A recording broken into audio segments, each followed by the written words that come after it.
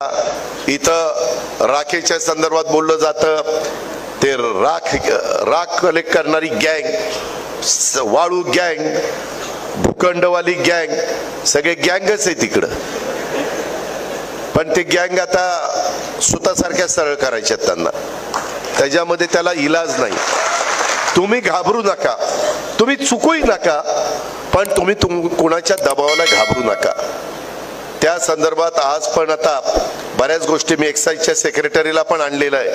काय काय करायचं ते येताना आमचं बोलणं झालं. मी इथं उतरलो 8 वाजता आणि मी योगेशजींच्या घरी गेलो आणि त्यांना सांगितलं की तुम्ही अधिकाऱ्यांच्या बरोबर बसून ही सगळी तयारी करा, म्हणजे मग मी मीटिंगला बसल्यावर माझाही वेळ वाचेल आणि आपले कामं पण लवकर होतील. आणि मी एवढी व्यवस्थित यंत्रणा राबवतो, तुमचं तुम्हालाच कळेल की मागच्या तुलनेमध्ये कामाचा स्पीड वाढलेला आहे.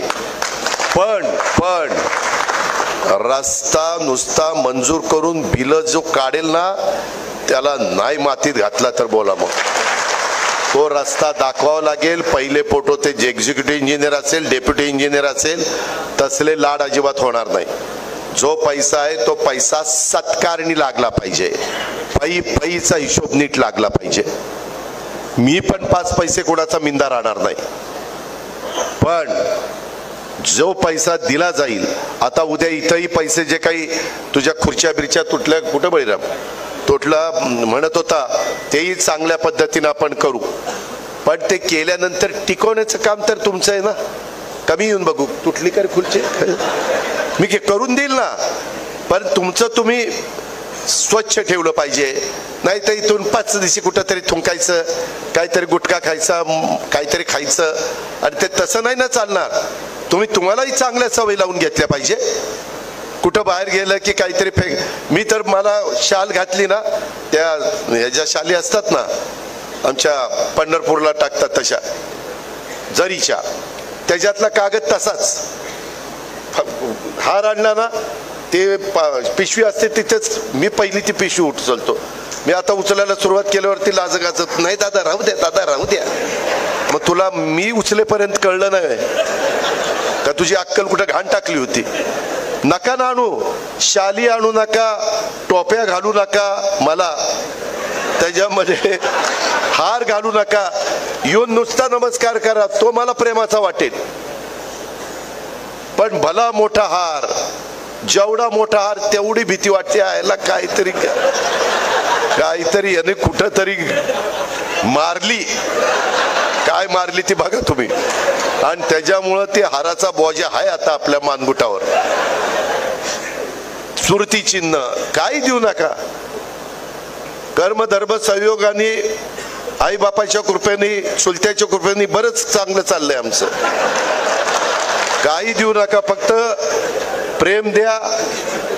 माझा नमस्कार घ्या, तुमचा नमस्कार करा, पायाही पडू नका. मी जाहीरपणे सांगतो, आजचे पुढारी पाया पडण्याच्या लायकीचे नाही. ज्याच्या पाया पडतात त्याची हिस्ट्री आठवा. अरे म्हणाल मी कुणाच्या पाया पडलो, कुणाच्या पाया पडलो. आई बापाच्या पाया पडा ना, गुरूंच्या पाया पडा.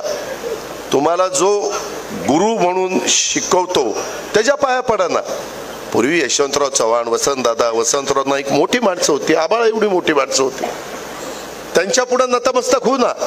छत्रपती शिवाजी महाराज आहेत, संभाजी महाराज आहेत, राजमाता जिजाऊ आहेत, बाबासाहेब आंबेडकर आहेत, महात्मा फुले आहेत, मौलाना आझाद अण्णाभाऊ साठे आहेत. महान युगपुरुष होऊन गेले. किती महिला, किती जणांची नावं घेऊ. पण ह्याच्यामध्ये जे फार म्हणजे वाईट वाटून घेऊ नका युवकांनो. मी तुम्हाला हे तरुणांच्या करताय बरं का, तुम्ही तुमच्या की तुम्ही त्या संदर्भामध्ये उगीच पाया पडत, मग त्याच्यात लाचारी पत्करल्यासारखं वाटतं. का पाया पडायचं? आपण असं परत नमस्कार करू ना. आपण पूर्वी काय म्हणायचो, राम राम किंवा नमस्कार म्हणायचो का नाही, सलाम वालेकुम, काय हरकत आहे? आपण सगळ्या जाती धर्माचा आदर केला पाहिजे. कुणाचाही आपण त्या ठिकाणी मनात आडी ठेवता कामा नये. ही पण माझं तुम्हाला सगळ्यांना मला खूप बोलण्यासारखं आहे, परंतु मला बळीराम तू आणि तुझ्या प्रत्येक बाकीच्या कार्यकर्त्यांनी किती सभासद केले, पुढच्या वेळेसपासून ते पण सांगितलं पाहिजे. वेगवेगळ्या सेलनी काय केलं, त्याच्यामध्ये बाकीच्या कमिट्या करताना जे आमचं सूत्र आहे त्या पद्धतीने मी कमिट्या करीन.